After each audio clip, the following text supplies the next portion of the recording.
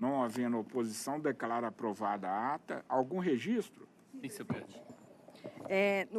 Amanhã, das 19 às 22 horas, será lançado o livro. Está funcionando, não deixa eu falar, eu estou te ouvindo. Será lançado o livro Direito do Trabalho na Contemporaneidade. E esse livro é em homenagem ao nosso presidente, desembargador Dr. Júlio Bernardo do Carmo. Então, eu gostaria de fazer um registro na ata, no sucesso no lançamento do livro, e que fosse oficiado o excelentíssimo presidente com os nossos votos e parabenizando pela justa homenagem. Presidente, os autores não. Também, pode ser. Também. Quantos autores tem? Tem 4. Marcelo Soares, Dr. David Sumalaco, Deófinis de Araújo, Felipe de Ávila Ferraz. Assim será feito, com adesão de todos. Desembargador Tibau. Senhor presidente, eu gostaria de registrar minha felicitação ao excelentíssimo Dr. Breno Medeiros pela nomeação para o cargo de ministro do Tribunal Superior do Trabalho e cuja posse dar-se-á no próximo dia 9 de novembro de 2017, desejando a Sua Excelência sucesso no novo cargo judiciário e solicitando a Vossa Excelência determine encaminhar a Sua Excelência essas nossas homenagens. Paga de quem, desembargador? E ele é de onde? O senhor sabe?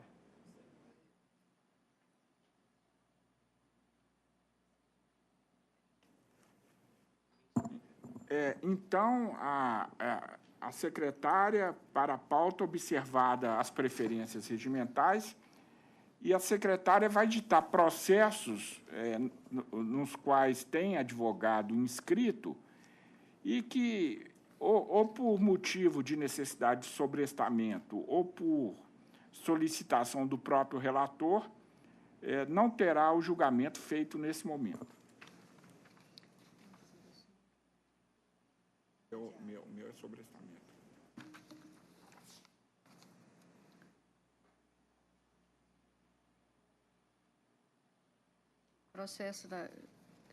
São 2 processos eletrônicos. Um processo é da sala de sessão, relator desembargador Bozon, número 3 da pauta, RO 10.152, 52/2017, retirado de pauta por sobrestamento. O processo... O advogado está ausente.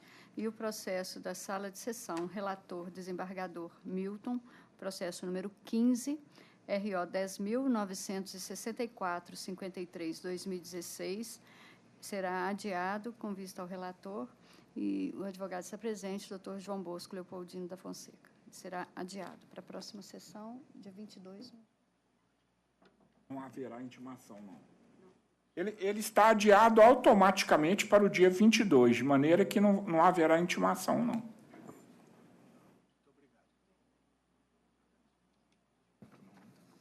Não. Então, pode fazer o pregão. Tinha informado, não. Processo com preferência regimental, direto do foro de Varginha, eletrônico, sala de sessão, relator, desembargador Milton, segunda votante, desembargadora Emília, terceira votante, desembargadora Camila, número 10, RO 10.531, 27/2017.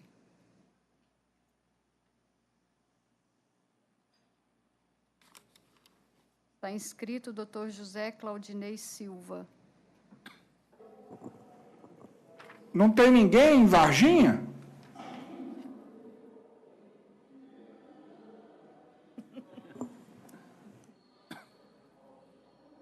É o ET.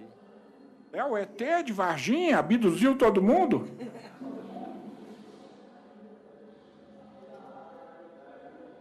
Da WO. Eles não estão me ouvindo, não? Barulho lá no fundo mesmo. Não, e o pessoal ali? O pessoal da vara tinha que estar lá, do Não, foro, o pessoal dali, por que está feito 2 de pau? A pessoa não está presente? Está com problema no som? O servidor da vara para poder informar, né? Olha, eles estão tentando ligar. Passa Para frente.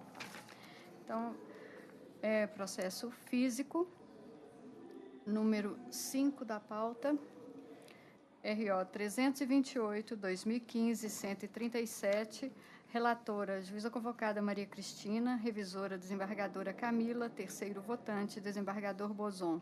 Número 5, está presente Dr. Léucio Leonardo, pela recorrente, reclamante. Número 5. Eu peço à relatora que leia a conclusão do voto. Pois não, presidente. Eu acuso o recebimento do memorial e conheço do recurso, rejeita preliminar de nulidade e nego-lhe provimento. Pois não, doutor, com a palavra. Excelentíssimo senhor presidente dessa egregia turma, eminentes magistrados que a compõem, ilustre representante do Ministério Público. Egregia turma, eu quero tentar ser breve, que não significa que esse caso não merecesse uma atenção especial de Vossas Excelências. O que se discute é se a reclamante estaria ou não inserida na excludente do artigo 62 da CLT, é uma bancária, ou era uma bancária, e o que a sentença concluiu é que, por analogia, esse é o fundamento principal, por analogia à súmula 287 do Colente TST, que trata do gerente geral, concluiu que ela o fosse e, assim, indeferiu o pedido de horas extras. O que, se Vossas Excelências me permitirem lembrar, mas o que a súmula 287 dispõe é que, quanto ao gerente geral de agência bancária, presume-se o exercício de encargo de gestão aplicando-se-lhe o artigo 62. A reclamante não era gerente geral. A própria sentença, apegando-se às carteiras de trabalho, folhas 153 e 165, a própria sentença reconhece que ela era mera gerente, não a gerente geral. O depoimento de Enaldi Soares, para ir logo ao depoimento da testemunha arrolada pelo banco, ela confirma que a reclamante não era gerente geral. Gerente geral era Luciana. O depoimento é no seguinte sentido, da testemunha arrolada pelo banco, aspas, que o depoente e a reclamante não se subordinavam a ninguém em Belo Horizonte, mas eram subordinados ao gerente geral que ficava em São Paulo, entre parênteses, senhora Luciana Damiano, que o cargo de gerente geral tem título de superintendente. Então, a gerente geral era Luci, que ficava em São Paulo, e que não tinha exatamente, pelo menos no Banco Itaú, nesse BBA, não tinha exatamente o título de gerente geral, mas superintendente. A reclamante não tinha nenhum dos dois títulos, nem gerente geral, nem superintendente. A mesma testemunha arrolada pelo banco, ao noticiar qual era a escala, por assim dizer, hierárquica do banco, disse o seguinte, aspas, que no setor da reclamante o grau hierárquico máximo era a diretoria, era a diretora, senhora Vanessa, que atuava em São Paulo, que entre a reclamante e a senhora Vanessa havia Luci, a superintendente ou aquela que a testemunha disse que seria gerente geral. Então, nesse organograma noticiado pela testemunha arrolada pelo próprio banco, a reclamante estaria no terceiro nível hierárquico. Não era gerente geral, é a testemunha do banco dizendo isso. De modo que, por esses singelos fundamentos, e já que o fundamento da sentença é de que a ela se aplicasse o entendimento fixado na súmula 287, o que se pede é a reforma ao reconhecimento de que ela se enquadrava no parágrafo 2º do artigo 224 da CLT. Muito obrigado, senhor presidente. Relatora. Pois não, presidente. Eu cumprimento o eminente advogado pela sustentação oral e vou me ater especificamente ao depoimento pessoal da própria reclamante, que elucida a questão fática dos autos. Disse a reclamante em depoimento pessoal que ela se reportava diretamente ao diretor comercial, o senhor Mário Lúcio, que ficava em São Paulo, que a senhora Luci era gerente geral, que coordenava as áreas das 6 filiais do país, inclusive Belo Horizonte, e a filial de São Paulo, que a senhora Luci era lotada em São Paulo e que, formalmente, ela, a depoente, era vinculada à senhora Luci, mas, na prática, se reportava diretamente ao senhor Mário Lúcio. Eu faço a transcrição dos depoimentos das testemunhas, concluindo que a reclamante gozava de ampla autonomia e liberdade de atuação, fazendo, inclusive, às vezes, do empregador em diversos momentos, o que sepulta qualquer argumento no sentido de que era gerente nos termos do parágrafo 2º do artigo 224 da CLT. Acrescento ainda que a própria reclamante admitiu em depoimento pessoal que participava de processo de admissão e demissão de empregados da RE em atuação colegiada com outros gerentes e diretores, e que havia, sob sua subordinação, 7 analistas que lhe eram subordinados, bem como ela era a própria depoente que fazia as avaliações e lhes dava o feedback. Eu atendo-me, então, presidente, à questão fática trazida aos autos. Eu estou convergindo com a decisão de primeira instância e pedindo vênia para manter a sentença. Segunda votante. Inteiramente de acordo com a eminente relatora. Eu também, lembrando que a súmula 287, ela não pretendeu que só o gerente geral que está enquadrado no artigo 62, inciso 2, até porque isso levaria a conclusões absurdas, quer dizer, o diretor empregado, então, não estaria enquadrado, o vice-presidente empregado não estaria enquadrado. Então, eu acompanho Vossa Excelência e proclamo o resultado nos termos do seu voto. Boa tarde, Boa tarde, doutor. obrigado. Sessão agora de pauta eletrônica. Sala de sessão, relatora desembargadora Camila, segundo votante, desembargador Bozon, terceiro votante, desembargador Milton.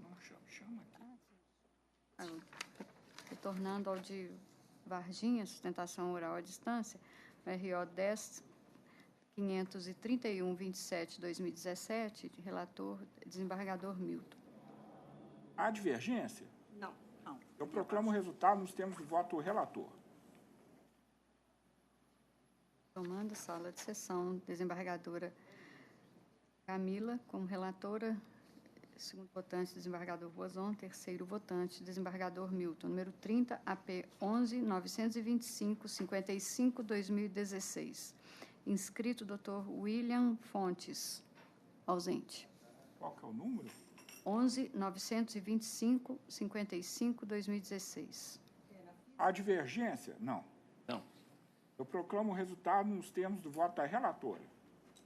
27, RO 11.439/67/2016.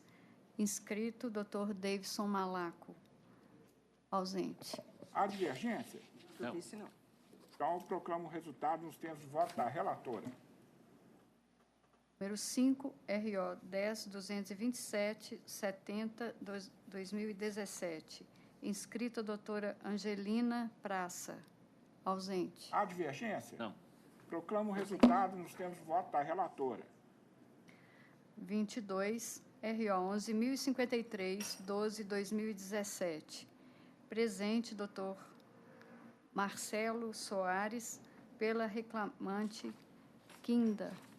Número 22, RO 11.053. Eu peço à relatora que leia a conclusão do voto. Conheço o recurso ordinário interposto por Quinda Kenzie Mohamed e, no mérito, nego provimento ao apelo.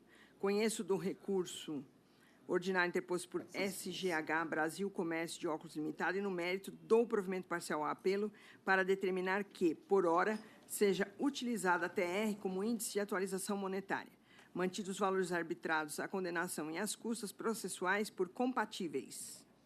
Essa é a minha proposta. Pois não, doutor, com a palavra. Excelentíssimo senhor presidente, excelentíssimos senhores desembargadores, prezados colegas, venho aqui falar em nome da Quinda, pedindo provimento aqui ao nosso recurso, em 3 pontos especificamente. Primeiramente, na questão do uso do uniforme, que ficou claramente demonstrado, até pela própria defesa da reclamada, que era de uso obrigatório. Na defesa, eles falam que era recomendado, mas a própria preposta no depoimento pessoal confirmou que tinha que se usar as roupas nas cores azul, branca e cinza. Então, peço que sejam atentos a essa mudança que se faz necessária. Questão também da equiparação salarial. O depoimento da preposta foi claro em dizer que a Isabela, que era a testemunha e também a paradigma, também era vendedora, igual a reclamante, trabalhando sem diferença de qualificação. O juiz de primeiro grau ele não se atentou para esse fato, ele fez uma confusão e não levou em consideração que a reclamante pedia a equiparação com a senhora Isabela, não com as demais vendedoras. Por isso que o próprio contrato de trabalho juntado aos autos no ID 0A4D02, na página 1, mostra claramente que não tinha previsão contratual, da forma que a defesa dizia. Portanto, devido à equiparação salarial da reclamante com a senhora Isabela Cristina Brás. Também deve ser levado em conta que a reclamada deixou de juntar os autos, os recibos de salário da paradigma por todo o contrato de trabalho e os fechamentos, conforme requerido na peça vestibular e reiterado em sede de impugnação. Quanto às horas extras, foi deferida a parte das horas extras e não foi levado em conta a questão dos feriados. Foi feito o embargo de declaração e, mais uma vez, o juiz não se pronunciou. Foi deferido uma série de horas extras, mas não se levou em conta o que foi requerido na peça inicial, porque a empresa, através da sua preposta, confirmou que na loja existe o livro de ponto, que não foi juntado aos autos, né? E a própria preposta confirma em seu depoimento pessoal que, nos dias próximos ao Natal de 2016, a reclamante trabalhou em horas extras. Portanto, devido às horas extras, da forma requerida inicial. É o que se requer. Relatora. No tocante à indenização pelas despesas com uniforme, a prova dos autos demonstrou que não havia determinação, mas a prioridade é que a vestimenta fosse das cores preto, azul, branco, azul marinho ou cinza. E sem interferência da empregadora no tocante à marca ou modelo a ser usado. E a reclamante poderia trabalhar com essas peças do vestuário comum nessas cores, inclusive no seu convívio social. E, inclusive, a própria reclamante, no seu depoimento pessoal, esclareceu que já aconteceu de trabalharem com outra cor, mas era esporadicamente. Então, do meu ponto de vista, incabível a indenização pleiteada como decidido pelo juiz de primeira instância. Com relação à equiparação salarial, o direito postulado, a equiparação, baseia-se na falsa premissa de que a empregada paradigma, que exercia o mesmo cargo e com idêntica produtividade, recebia comissões sobre vendas, enquanto que a autora não. Mas esse mal-entendido foi desfeito na própria audiência de instrução, por isso que também estou indeferindo a equiparação salarial. No tocante aos feriados, a prova do fato constitutivo competia à reclamante, principalmente porque, como regra de experiência, observe-se que no comércio é concedido o descanso em referidas datas. Do seu ônus, a parte não desincumbiu. Portanto, nada a reformar nesse aspecto. Mantenho minha proposta de voto. Há divergência? Não.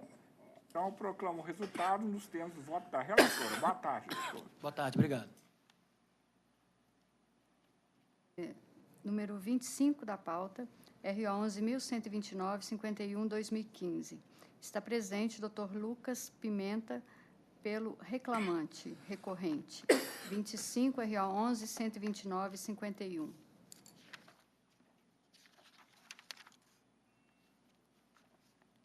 Peço à relatora que leia a conclusão do voto.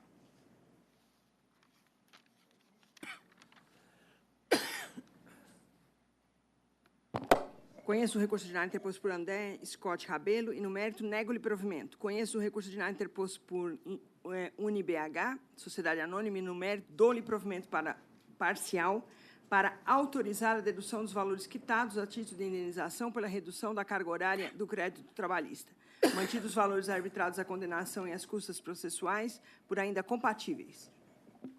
Com a palavra, doutor. Boa tarde, ilustre presidente, demais magistrados, presidente do Ministério Público e os colegas aqui presentes. Vou ser bem breve aqui em alguns pontos. Primeiro, em relação à progressão. Inicialmente, a reclamada ela afirmou que não havia o plano de cargo e salário da forma como foi colocado na inicial. Entretanto, em momento algum, ela juntou qual seria a real progressão, quais seriam os critérios e qual a sua defesa. Na impugnação à defesa, o reclamante juntou um plano de cargos e salários que veio a ter conhecimento depois, só no momento da impugnação à defesa. O juiz desconsiderou esse documento com base na preclusão da prova documental. O reclamante ele fundamentou esse documento com base no artigo 397 do CPC, que, por ter sido conhecido posteriormente ao fato, e para demonstrar qual seria, juntou esse documento. Em relação às horas extras, só em relação à orientação de trabalho de TCC, trabalho de conclusão de curso, que o juiz, a qual ele deferiu o pleito ao argumento que havia sido pago as orientações. Contudo, o valor pago era muito aquém ao que realmente era devido ao reclamante. Inclusive, as testemunhas confirmam que a hora despedida para a orientação de cada trabalho, enfim, o que se discute aqui não foi o pagamento em si, mas sim a quantidade de horas despendida por cada orientação e o valor que foi pago. Em relação ao intervalo intrajornada, foi reconhecido que nesse intervalo o reclamante ele fazia orientações, atendia alunos. Entretanto, a sentença a qual ela desconsiderou, julgou improcedente o pedido. E, por fim, em relação aos trabalhos de final de semana, o preposto da empresa afirma que existia a disciplina de treinamento esportivo, que, inclusive, o reclamante ele foi deferido horas extras em relação a isso, aos sábados. E a testemunha falou que, como técnico de vôlei, ministrava aulas tanto à noite como no final de semana. Então, data vênia, o que se requer é provimento nesses pontos, em relação à progressão, às horas extras, em relação à orientação de TCC, o intervalo entre a jornada e o labor no final de semana. Se quer, excelência. Relatora. Com relação à orientação em TCC, o reclamante de depoimento pessoal admitiu ter recebido a quantia ajustada. A norma coletiva, no aspecto, não fixa o valor mínimo, autorizando que as partes pactuem entre si a remuneração pelos serviços, como bem ressaltou o juiz Oacó. Não pode o reclamante agora, depois de extinto o contrato de trabalho, alegar que a importância que aceitou receber é de pequena monta e insuficiente como contraprestação. Por isso que estou mantendo a sentença nesse aspecto. No tocante ao intervalo intrajornada, era fato constitutivo do direito obreiro. Por ser fato constitutivo do direito obreiro, competia ao mesmo a sua prova, ônus do qual não se desincumbiu. Que mais? No tocante à progressão, que o doutor mencionou, diferenças salariais, reenquadramento. O plano de carreira, juntado intempestivamente pelo reclamante, trata de carreira docente e dos critérios de progressão, e vem acompanhado de anexos que instituem tabelas de distribuição de cargos e de percentuais para cada cargo, mas não contém disposições relacionadas à remuneração. A inexistência de previsão quanto à remuneração reforça a tese sustentada pela reclamada, que já havia esclarecido, ainda em contestação, que a remuneração dos professores é diferenciada tão somente quanto à sua titulação. Então, por isso, minha proposta de voto, presidente. Eu também queria acrescentar o seguinte: se o juiz não conheceu o documento relativo ao quadro de carreira e não se pleiteia a nulidade por cerceamento de defesa, rigorosamente essa questão nem pode mais ser examinada pelo tribunal, está preclusa. Eu acompanho Vossa Excelência. Embargador Tibol. Também de acordo. Então, proclamo o resultado nos termos do voto da relatora. Obrigado, tenha um bom trabalho. Boa tarde. Número 13, RO 10.764, 44/2016. Inscrita, doutora Cristiana Ponsá. Ausente. Tem divergência anotada? Não. Proclamo o resultado nos termos do voto da relatora. Inscrição feita na sala de sessão para assistir. Processo número 20, ROPS 11.030, 03/2017. Essa relatora, 11.000 e quê? E 30, traço Essa relatora 03. que lê a conclusão do voto. Conheço os recursos ordinários interpostos por Ricardo José Gonçalves e WMM Bar e Diversão Limitada. Preliminarmente, rejeito as arguições de cerceamento de defesa e de nulidade da sentença. No mérito, dou o provimento parcial ao apelo do reclamado para decotar o pagamento do feriado em dobro e nego o provimento ao apelo do reclamante. Tem divergência de Vossa Excelência. Desembargador Tibol, eu, Datavene, estou acolhendo a tese de cerceamento de defesa porque o juiz do acordo não ouviu a testemunha nem como informante. Eu acompanho Vossa Excelência. Então, eu fico de relator, né, e proclamo que, por maioria de votos, vencida a relatora, deu-se provimento ao recurso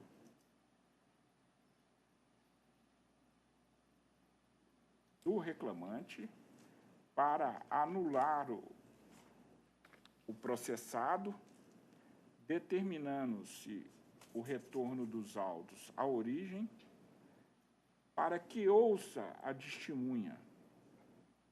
Um minuto.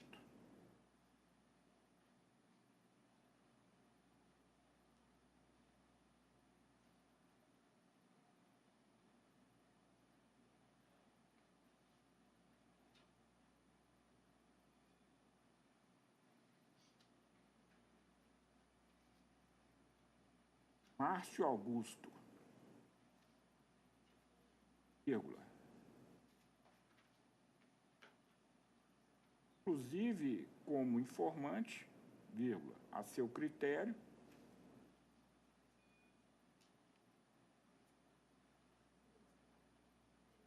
proferindo-se outra decisão como se entender de direito. Redator, o desembargador Bozon.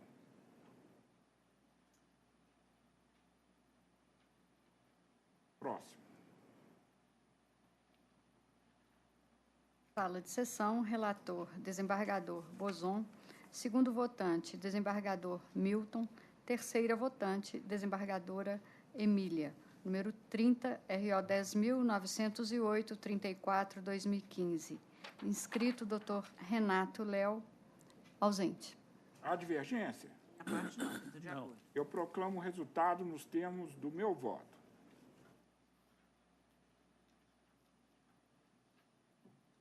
Falei que foi retirado. Número 3, retirado. O próximo é o 17 da pauta, RO 10.680, 04/2016. Nesse processo, o doutor Milton se afastou.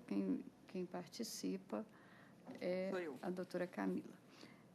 Está presente a doutora Mônica Chagas, pela reclamada recorrente. Número 17, RO 10.680.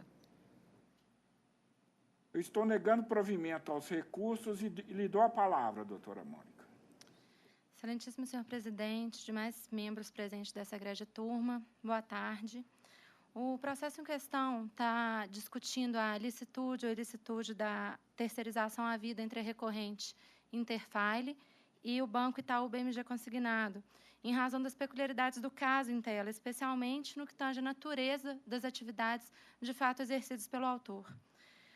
Inicialmente, por cautela, a recorrente esclarece que o caso não se amolda à súmula 49 do egrégio tribunal por não se tratar de atividade de telemarketing. Conforme amplamente discutido no processo, a Interfile é uma empresa que atua há mais de 20 anos no mercado, cujo objeto social é a guarda, digitalização e a organização de documentos de todas as empresas contratadas. A empresa iniciou suas atividades em São Paulo e, inicialmente, fornecia exclusivamente a guarda de documentos. Somente isso. Com o passar do tempo, diante das próprias demandas dos clientes contratantes, se viu a necessidade de digitalizar os documentos, organizá-los como as empresas assim exigiam. Doutora Mônica, desculpe interromper, mas parece que é a segunda vez que a senhora vem aqui nesse caso. Sim. A senhora se recorda qual que foi a decisão no caso anterior? A mesma, Excelência. Tá, pode continuar. E acabou que, por fim, decidiu pelo tratamento de informações também, passando essas informações referentes aos documentos para os clientes sem ter que necessariamente entregar esses documentos para eles. E, nos dias de hoje, a gente percebe a necessidade da especialização desse tipo de serviço. Por isso que a recorrente pugna pela análise desse caso como o inciso 3º da súmula 331 do Colém do TST. E, no caso também, só vem chamar atenção, e ao contrário do que já sustentei aqui anteriormente, que o Banco Itaú BMG Consignado, ele se especializou na venda de crédito consignado. A venda do crédito, toda a negociação com os clientes, pessoas físicas, são realizadas pelos correspondentes bancários, jamais pela empresa Interfile recorrente, como foi objeto de confissão do próprio reclamante. Nesses termos, a recorrente pugna pela reforma da sentença e que seja chancelada a terceirização à vida. Obrigada. Há divergência? Não. Então, não quero que Vossa Excelência tome isso como desprezo, mas é porque o caso é muito repetido aqui nessa turma e a posição está consolidada. Eu vou proclamar o resultado nos termos do meu voto. Muito obrigada. Boa tarde. Processo adiado da sessão anterior, RO 10.806/54/2015. Está presente a doutora Maíra Diniz, pela reclamada recorrida. Está lá. Ah, tá com uma estrela. Ele está no lá. microfone, mas está com uma estrela. Deve estar lá no finzão, né?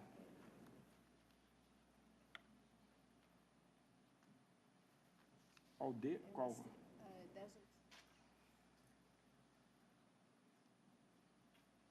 Eu me recordo. Vossa Excelência teve ocasião de verificar a divergência do desembargador? Sim. E como Vossa Excelência vota? Desembargador Milton, mas estou acompanhando o relator. Então, prevaleceu o meu voto, vencido o desembargador Tibol, que deferia a equiparação salarial. Obrigada. Boa tarde, doutora.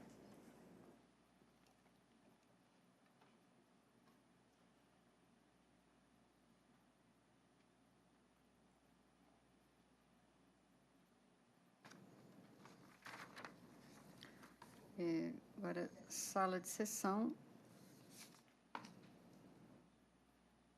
Esse outro aqui, não tem realmente. Sala de sessão, relator, desembargador Milton.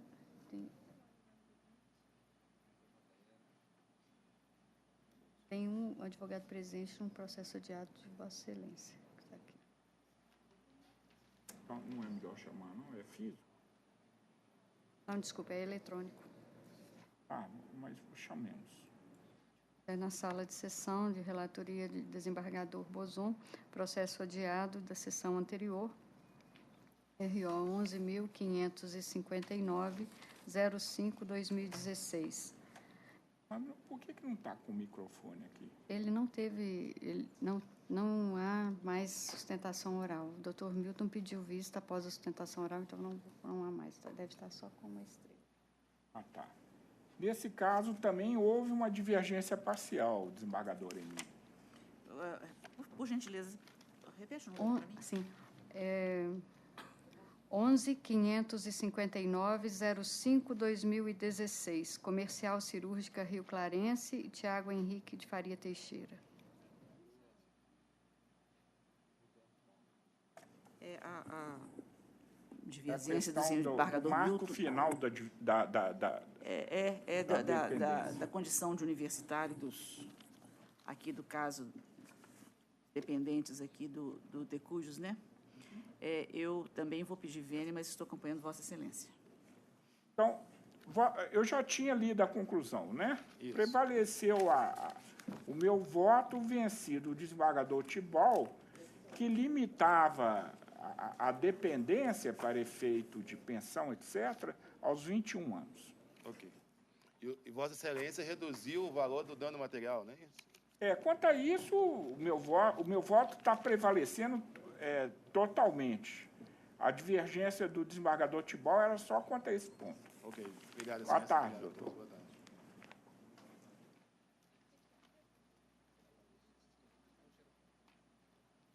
Sala de sessão. Relator, desembargador Milton. Segunda votante, desembargadora Emília. Terceira votante, desembargadora Camila. O primeiro, número 15, foi adiado. Agora o número 7, ROPS 10.311, 48/2015. Está presente Dr. Jadson Moraes pelas reclamadas recorridas. 7, ROPS 10.311. Eu peço ao relator que leia a conclusão do voto. Conheço o recurso ordinário do sindicato autor, no mérito nego-lhe provimento. O doutor está negando provimento. O senhor aguarda eventual divergência? Há divergência? Da minha parte, não. Então, eu proclamo o resultado nos termos do voto do relator. Boa tarde, doutor. Sala de sessão, juíza convocada é Maria Cristina. Segunda votante, desembargadora Camila. Terceiro votante, desembargador Bozon. Número 23, ROPS 11.242, 06/2017. Há dois advogados inscritos e presentes, doutor Rafael Borges pela recorrida e doutor Antônio Fernando Guimarães pelo recorrente. 23, ROPS 11.24206.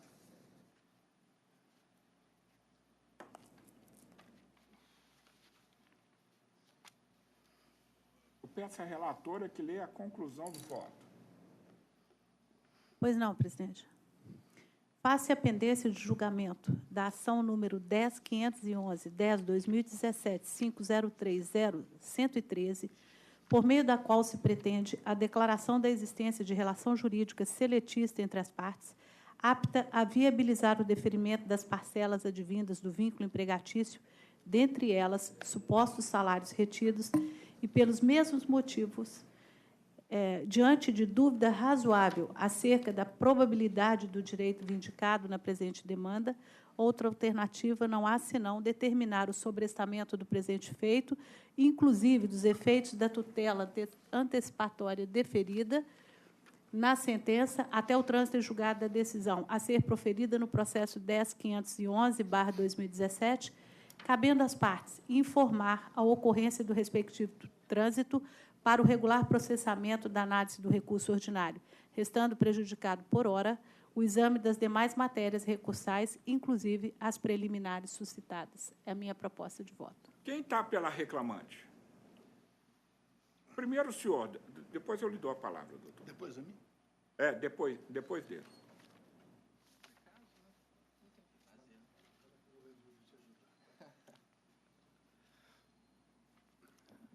Ilustríssimo senhor presidente. Então, entendeu que ela está sobrestando, inclusive, quanto à tutela. Então, eu pediria que Vossa Excelência se atesse a esse ponto, porque se ele ficar prejudicado, aí haverá nova oportunidade de sustentação. Assim, a questão que eu... Primeiro, boa tarde. A questão que eu queria entrar no mérito é justamente sobre a tutela, porque o que eu reclamar, que a parte ré tenta questionar nesse processo é a questão do vínculo empregatício, que a gente não deve questionar nesse momento. O que a gente deve questionar nesse momento é a tutela da senhora Zélia, que é a requerente. Então, nesse caso dela aqui, o que a gente queria era justamente a manutenção do salário do vínculo dela, porque justamente ela trabalha no cartório desde 1980. Então, ela entregou a vida dela, quase 40 anos de trabalho para o cartório, e agora, sem qualquer justificativa plausível, o cartório vem e corta o salário dela. Então, toda essa situação desse limbo previdenciário que ela se encontra, eu não vou vir aqui até a tribuna trazer qualquer questionamento acerca disso. Eu vim realmente trazer uma súplica da dona Zélia, porque ela quer resolver a situação dela. Eu queria um esclarecimento do senhor. O IPSENG não a reconhece como segurada?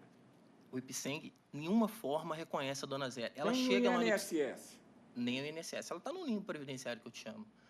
Pois não. Então, assim, no caso específico da Zélia, a gente quer a manutenção do salário dela. Eu já até propus para a parte reclamada a gente tentar um acordo, a gente abrir mão de várias coisas, porém, eles estão muito reticentes. Então, no caso destes autos, não delongando muito, a gente só quer a manutenção do salário da dona Zélia, até resolvermos a questão que está incidente no processo na 34ª Vara do Trabalho, que a gente vai ter julgamento, vai ter a audiência de instrução agora, dia 11/8/2018. É isso que eu... Doutor. Senhor presidente, e o doutor Milton Tibau, com todo respeito, poderia até nos ajudar. A situação é realmente calamitosa. Vossa Excelência fez a pergunta mais importante. O IPSENG não concorda com a reclamante. Isso não é verdade. É a única verdade que não há nesse processo é essa. Toda vez que se tromba com situações diferentes, a Justiça do Trabalho, com todo respeito, tropeça. A situação dessa senhora é que ela foi admitida como escrevente juramentada antes da Constituição de 88. E antes da Constituição de 88, a Lei de Organização Judiciária do Estado de Minas Gerais, na esteira da decisão do Supremo, dizia: quem tem fé pública só pode ser servidor estatutário. Então, o Estado criou a figura do servente juramentado não remunerado pelo cofre público para ser estatutário, mas remunerado pelo cartório, mas a quem o Estado assegurou a aposentadoria e a pensão. Como? Pelos vencimentos que tinha do cartório, quando implementasse as condições, seria aposentado pelo Estado. Essa é a verdade. A Constituição de 88 vem e diz o quê? Cartório é uma atividade privada delegada pelo poder público. Vem a Lei 8.935 e faz uma celeuma. E diz o quê? Quem é estatutário tem 30 dias para fazer a opção pelo regime da CLT ou permanecer com os direitos adquiridos no Estado. A reclamante o que faz? Não faz a opção. Continua servidor estatutário. Mas fez pior, e o caso dela é mais complicado, são 6 que estão no cartório. Ela entra na ação na Justiça Estadual contra o Estado de Minas Gerais, requerendo a sua aposentadoria, e mais, pediu para que seja declarada servidora pública estatutária. Sentença da Justiça Estadual, transitada em julgado, diz o seguinte: a senhora é servidora estatutária, com todos os direitos dos funcionários públicos, menos o de aposentar, porque a senhora não preencheu os requisitos da emenda constitucional número 20. E aí surgiu o drama da reclamante. Ela tem uma coisa julgada dizendo que ela é servidora estatutária, ela não quis optar pelo regime da CLT, ela é estatutária, mas não tem onde se aposentar. Não tem por quê. Porque a emenda constitucional número 20, e é o problema do legislador nacional, legislar sem conhecer fato, diz que o Estado só pode conceder a aposentadoria para servidor de cargo efetivo. Então, para onde essa moça tem que ir? Para o regime geral de previdência social, que não a aceita. E isso é verdade. Mas ela não quer litigar com o regime de previdência social. Vem a Justiça do Trabalho pedindo a declaração de uma relação de emprego contra uma opção que ela não fez e contra uma coisa julgada. E este é o drama que ela vive. É verdade.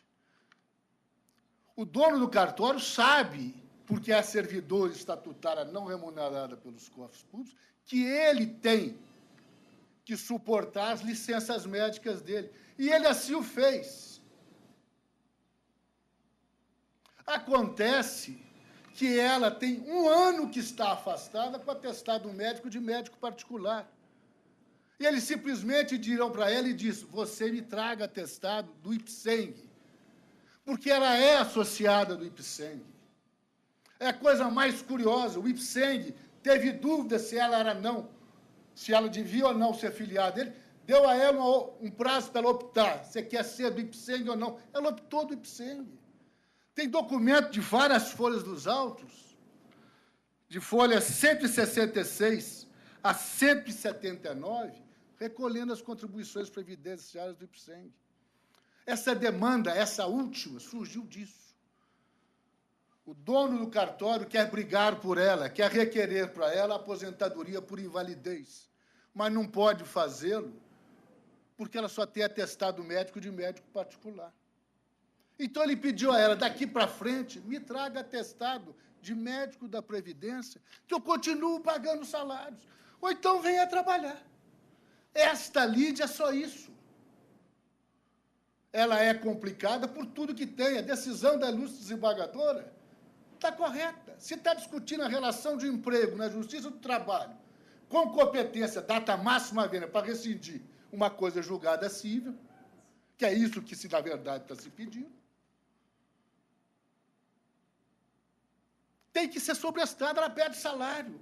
O ilustre jogador agora, eu não tenho como deixar de elogiar, é um senhor juiz. Ele julgou o processo por aquilo que ele tem de bom, que é a sinceridade de coração. Mas fazer bondade onde não há justiça, alguém não pode, o reclamado não pode pagar por isso. Eu proponho, senhor presidente, eu não tenho a menor dificuldade que se dê, e o problema é esse, que se ele tivesse dado essa tutela, sem julgar o processo, determinando a ela, traga o atestado médico da Previdência, ele se aceitava isso. Agora, o que ele não pode aceitar é a competência da Justiça do Trabalho, que não tem. É pagar salário sem prestação de serviço, por uma questão simples. A reclamante vai à Previdência do Estado, aonde ela é sócia. Pega atestado médico, ele paga salário. Defira a tutela assim. Eu não sou contra, nós nos curvamos. Defira a tutela incidental. A reclamante, mediante atestado médico da Previdência do Estado, apresentando ao cartório, ele paga salário. Nós não teríamos recuído. O caso é este. Infelizmente, é este. Justiça. A reclamante reconhece essa decisão da Justiça Comum, mencionada pelo advogado? Então, nesse caso, data vênia, eu vou retirar minha divergência. Porque eu estava preocupado com a situação da reclamante, porque a fome, mas data vênia, se já houve uma decisão da Justiça Comum, o processo trabalhista principal nem deveria estar correndo. Devia ter sido extinto, sem julgamento do mérito. Embargador Tibol. Voto nesse? Não, vota. sou eu. Ah, perdão. Não, inteiramente de acordo com a digníssima relatora. Então, proclama-se o resultado nos termos do voto da relatora. Boa tarde, doutores.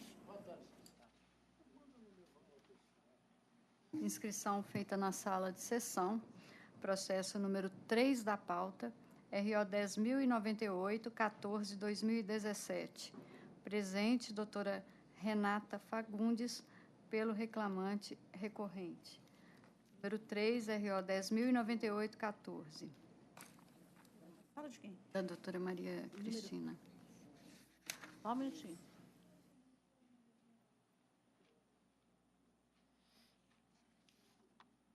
(10.098, 14/2017). Gocil, Serviço de Vigilância, Rafael Veloso.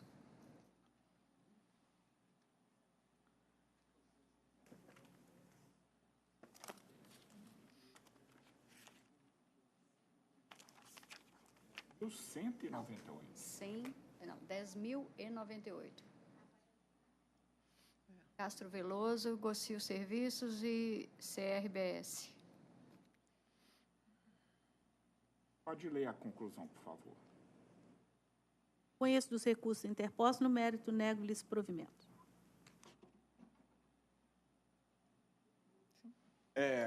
Com a palavra, doutora. Excelentíssimo senhor desembargador presidente, em nome de quem cumprimento os demais membros dessa egrégia turma, eu gostaria de salientar 2 pontos. Eu falo pelo reclamante e, no que tange a apreciação da prova, eu peço atenção de vossas excelências com todas as vênias. Um dos pontos diz respeito ao pedido de dano moral decorrente da utilização de arma imprópria para o uso. O reclamante era vigilante, trabalhava para a primeira reclamada, prestava serviços, na segunda reclamada é a Ambev. O local era à margem de uma rodovia, o turno dele era noturno, né, ele trabalhava de noite, num local onde existia muito dinheiro.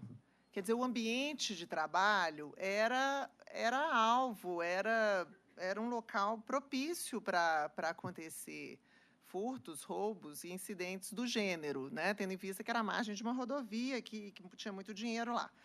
Ele era vigilante e trabalhava durante um ano, aproximadamente, ele trabalhou com uma arma enferrujada e que a munição esfarelava, rodava um pedaço, e a prova é muito clara quanto a isso.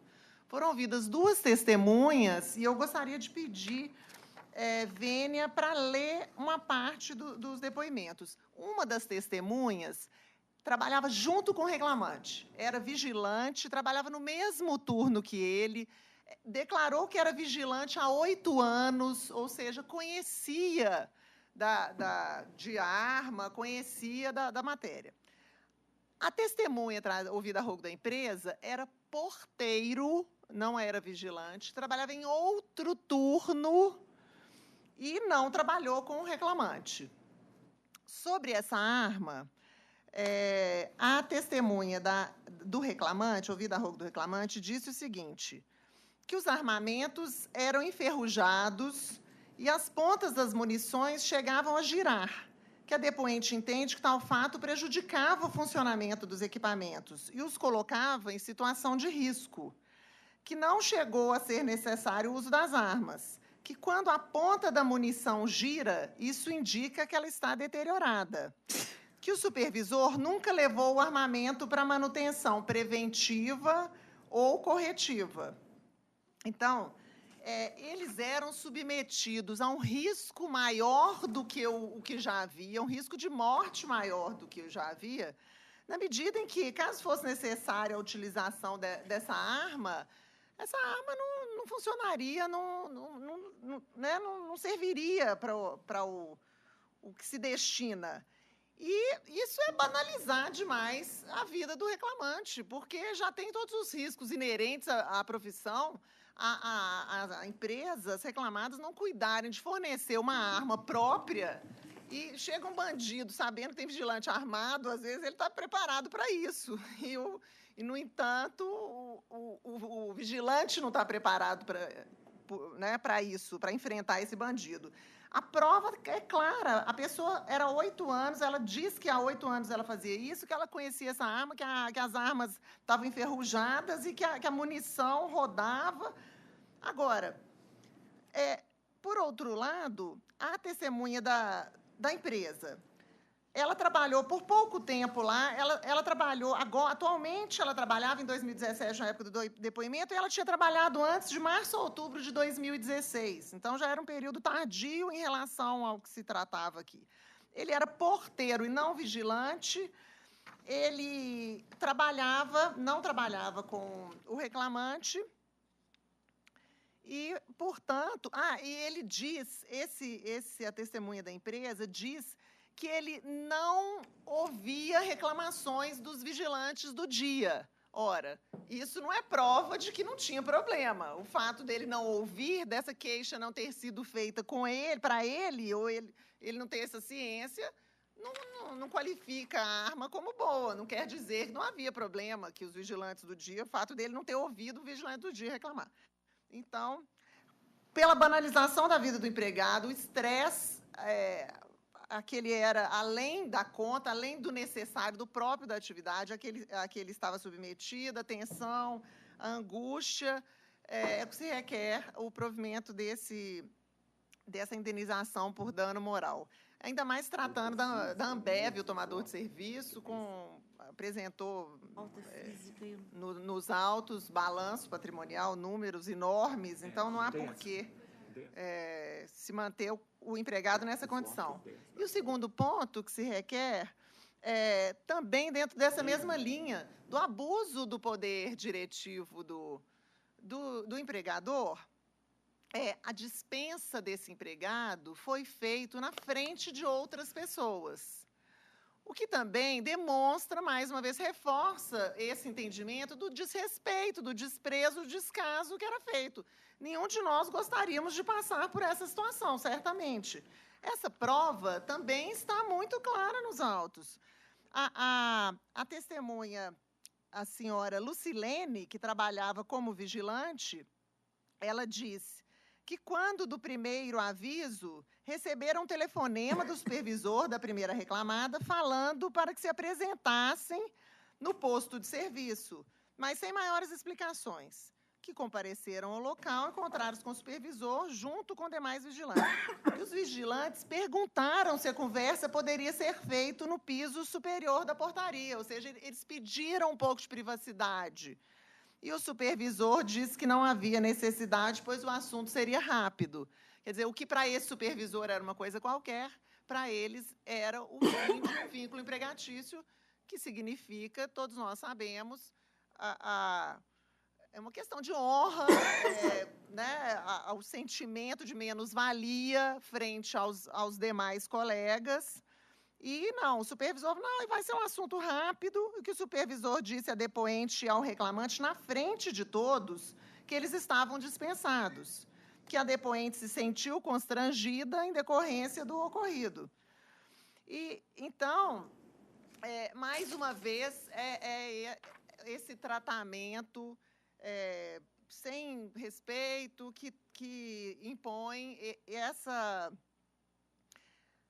o sentimento de menos-valia, o constrangimento, que poderia ter sido evitado, ainda mais se tratando de empresas, tomadora de serviço, ainda mais Ambev. Então, se requer que seja considerado, acho que não se trata de banalização do Instituto, e sim de verificação de que são atitudes de banalização no trato com o empregado vindas das empresas. Se isso acontece, o que espera e requer é que haja a indenização compensatória e provimento do recurso nesses dois pontos. Muito obrigada, Excelência. Relatora.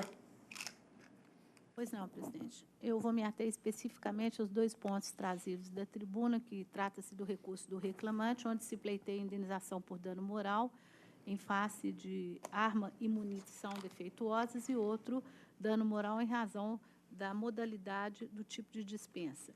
Quanto ao primeiro ponto, que é a indenização pela questão das armas, a matéria é eminentemente fática. Colheu-se o depoimento de testemunhas no processo e o juiz de primeira instância, fazendo o confronto dos depoimentos, entendeu que não restou demonstrado que os armamentos da manhã e da noite seriam distintos, que no local de trabalho havia outros vigilantes que trabalhavam também com essas armas. Não restou comprovado o ato ilícito ensejador do dano moral e, como é de alvitre, deve-se prestigiar as impressões trazidas pelo juiz de primeira instância em face da imediação pessoal na colheita da prova, e fazendo a compilação dos fatos com a decisão de primeira instância, eu peço vênia para mantê-la no aspecto, entendo não provado o ilícito.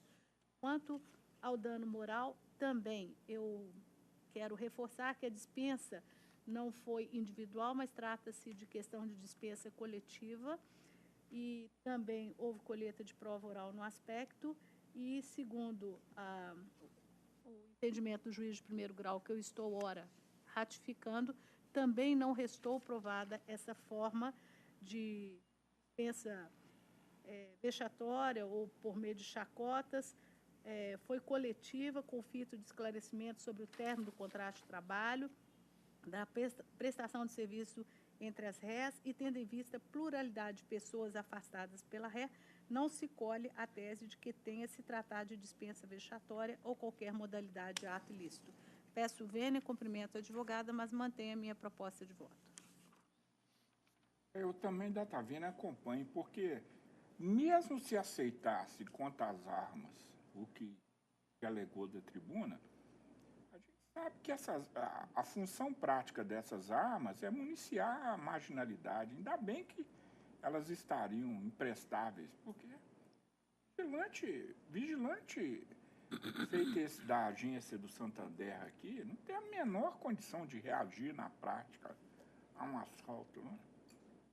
Então, eles sabem disso e se rendem imediatamente na prática ao primeiro sinal de ataque aos marginais, porque é uma guerra desigual. Eles sabem que não tem a menor chance de resistência.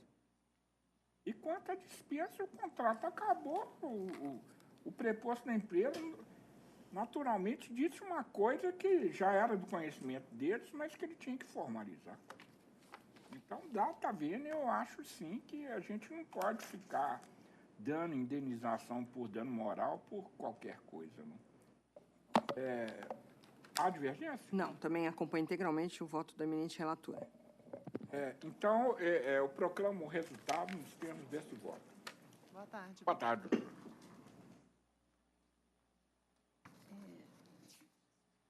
Acabar, não tem um...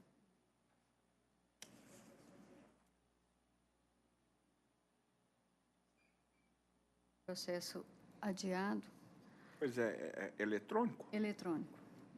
Sala de sessão, relatora, desembargadora Emília, segunda votante, desembargadora Camila, terceiro votante, desembargador Bozon. Processo RO 11.415.91/2016. Vossa Excelência já tinha proclamado... Já tinha proclamado. Aqui a discussão, senhor presidente, que Vossa Excelência pediu vista, é justamente para apreciar aquela questão da... eu da bolsa. Acabei dando a razão a Vossa Excelência. Então, da minha parte, permanece o voto de Vossa Excelência. Quem mais vota nesse processo? Integralmente de acordo com a eminente relatora. Então, eu proclamo o resultado nos termos do voto da relatora. Então, vão agora para o físico, né? O processo número 1 da pauta física é AP 5/2017-110, relatora, desembargadora Camila, revisor, desembargador Bozon, terceiro votante, desembargador Milton. Número 1. Eu tinha uma divergência minha, já está superada. Já, então, foi acolhida. Então, fica proclamado o resultado nos termos do voto da relatora. Processo seguinte tem como relatora a juíza convocada Maria Cristina, revisora, desembargadora Camila, terceiro votante, desembargador Bozon, do número 2 ao 11. Esse 10 eu não estou vendo necessidade de suspender esse leilão por causa dessa dedução. Eu não suspenderia, não, porque isso vai dar uma... Você é juíza de carreira, você sabe. Isso vai dar uma mão de obra do cacete.